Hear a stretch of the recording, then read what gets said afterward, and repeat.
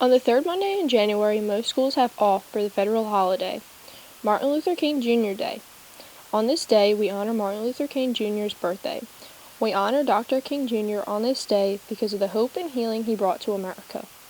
People may have a different significance to this day. I think Martin Luther King Day is a day of service because that's what Martin Luther King Jr. did. He gave a lot of service to the communities, especially the African American community. So, number one, it's a day of service. That's kind of what it's become or transitioned into. But originally, I think it's a day to remember a great man who did great things in our country. Martin Luther King was the leader of the civil rights movement, and it kind of helped right equal rights for all people of different races. To remember Martin Luther King. On November 2nd, 1983, President Ronald Reagan signed the bill making Martin Luther King Jr. Day a federal holiday. Dr. King Jr. was a chief spokesman for nonviolent activism in the civil rights movement, which successfully protested racial discrimination in federal and state law. This is the first national holiday to honor an individual Black American.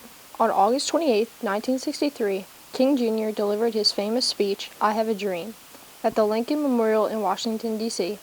King Jr. said he had a dream that white and black children would one day walk hand in hand, that one day sons of former slaves and sons of former slave owners would be able to agree to live together. He wanted to get more equal treatment for all Americans and not just white Americans. People have different opinions on how equality has evolved. I think we're still working on that. I'd like to see it better than it is today. I don't think it's as good as it could have been.